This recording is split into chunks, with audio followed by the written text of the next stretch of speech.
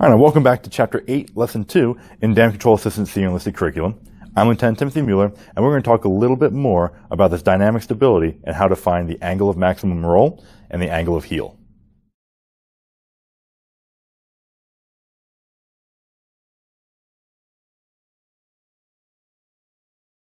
All right, so a quick recap from the last video.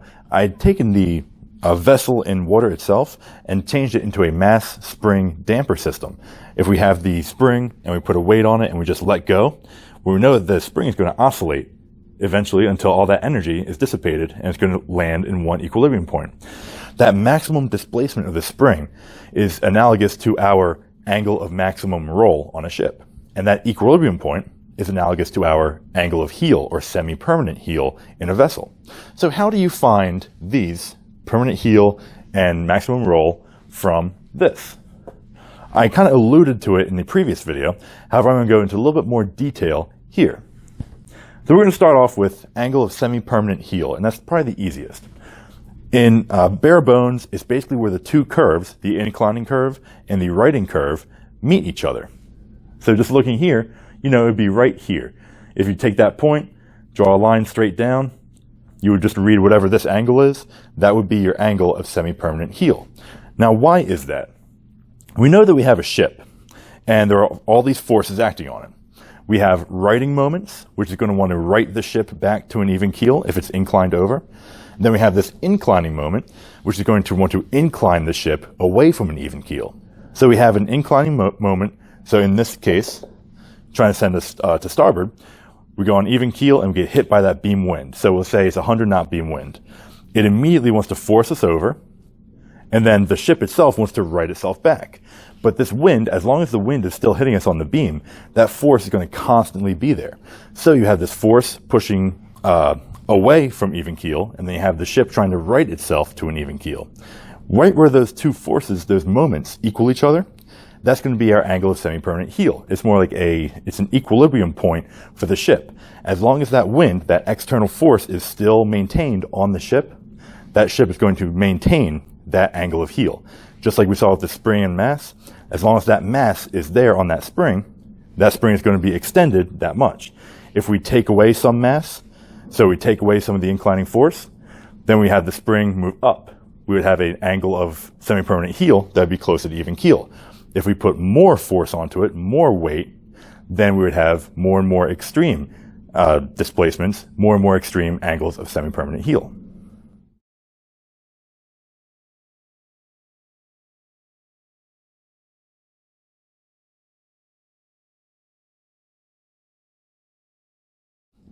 All right, so that was semi-permanent heel, basically the equilibrium point. How do we find the max roll, or basically the furthest away from our equilibrium point that the ship will be?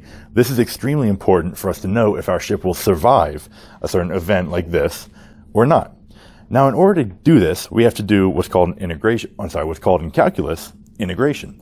Integration is basically a fancy word for area underneath of the curve. In order for us to do integration very, very quickly, we don't need calculus, but we need some way to measure the area beneath and between our curves.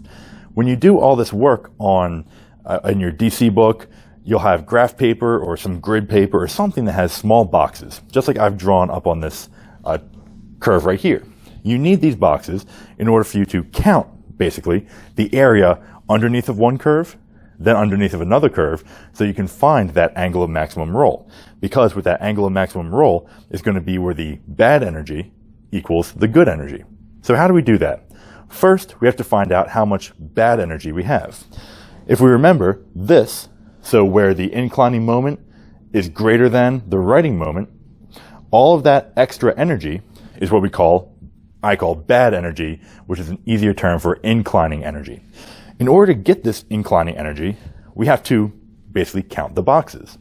Now, there is actual units to energy. However, when we're just comparing values, we don't necessarily care about the units too much. We're not actually saying this ship has 32 kilojoules of righting moment or righting energy or kilowatts, whatever it might be. So we just kind of think about the boxes.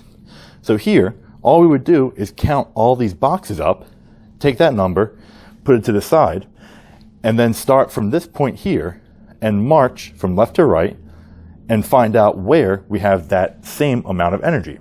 Because the standard curve, the writing curve, looks like this, a lot of the errors that we get in counting boxes on the left side, and I'll show you a few of the common pitfalls, is going to just wash out. Because you can be, like say for here, we have 8 boxes, so there's a total error of 4 to each side, which would go, in this case, would only be right about 3 degrees. When you're trying to find out if a ship will survive a catastrophic event, this error kind of washes out, because you really just want to look at the comparison between good and bad energy. All right, so now, how do we do this? Well, all it is just counting the boxes. However, when you come here to DK school, you might be in situations, or you might be given grids where you have to count maybe 100, maybe 150 boxes on one side and then compare it to the other side. This is the trick that I tell all of my students in order to keep things organized and easy. If it works for you, then great. If you have another way, then that's great as well. So you want to count all these boxes. A common question I get from a lot of people is, do you count the half boxes, or do you count these tiny little boxes? How about here and here? Then up here there's some, but they really don't contribute a lot. I say, when I'm doing this, I only really count half boxes and larger, and I count all of them as just one box. So I would count this is a box, this is a box, this is a box. All these, of course, would be boxes, but this I wouldn't count. These up here I wouldn't count. This one down here I wouldn't count. It's all up to you. And like I mentioned, the error, so if some people would count, let's say someone would count this as a box, but I wouldn't, that would just mean they have, one more box. And then if you extrapolate that through the entire thing, let's say they have 10 more boxes. Well, when you do this over here, which I'll show you in a little bit, you have a larger area that you're counting all those boxes. So you have a larger error that can be washed out because you're counting a lot of boxes that are just contributing to the same angle.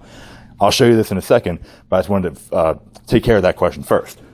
So to do this, I just use I call it a snake method. You start here and you go 1, 2, 3, 4, 5, and you just count basically in groups of 5. When you count 5, you put a little tick mark down somewhere on the side of the paper. Then you keep going. 1, 2, 3, 4, 5. 1, 2, 3, 4, 5. 1, 2, 3, 4, 5. See that one? I counted that one. 1, 2, 3, 4, 5. 1, 2, 3, 4, 5. And there's one right there. So we have 10, 20, 30, we have 31. So we counted 31 boxes of bad energy. Now we have to find where that 31 boxes is of good energy. And then right at the edge of that, that's going to tell us our angle of maximum roll. So to do this, all you have to do is count all these boxes. There's no real pattern that you have to do them in.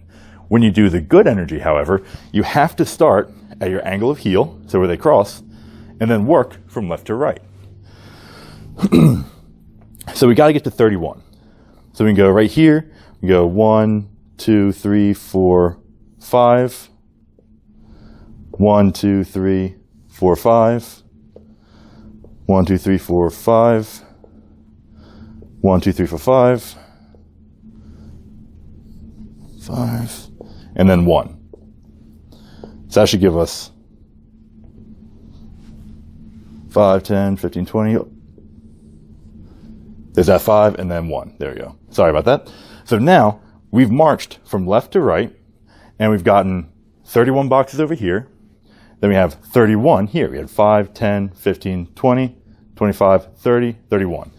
Right here, our 31st box, that tells us that boundary for that angle of maximum roll. So we just take this, drop it straight down, and we just read that point. And this point is our angle of maximum roll.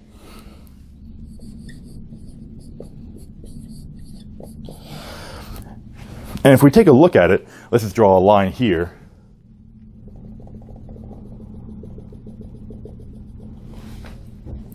If we take a step back and actually look at what we've done, we see all this area here. It actually matches up pretty well with this area here. We got our angle of maximum roll is greater than our heel, which it always is. Make sure when you write down answers, especially on exams here in DK school, that your angle of maximum roll is greater than your heel. A lot of people get them switched up. But now we've found out that our ship, whatever vessel this might be, this generic vessel, is going to survive this generic inclining event. We'll say it's just wind. It's going to survive it because it's going to go from here all the way through its heel to the roll, to the angle of maximum roll. Then it's going to go back and forth, going lower and lower as it dissipates energy to the ocean until it eventually settles out at this angle of heel. We have all of this area here all the way to our extreme right of reserve dynamic stability.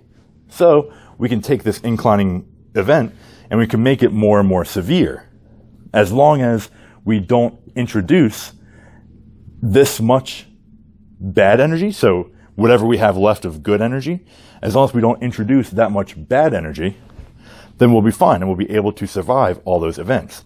However, once we get to the point where we have more bad energy than the ship can possibly give us in good energy, that's when we capsize. And we'll see that when we look at damaged curves after cosine and sine corrections.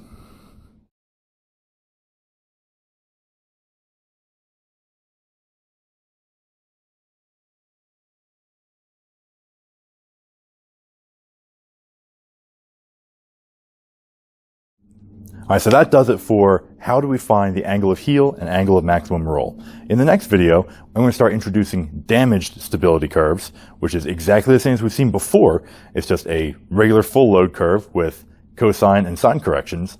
Then you have an inclining moment arm, which just looks exactly like this.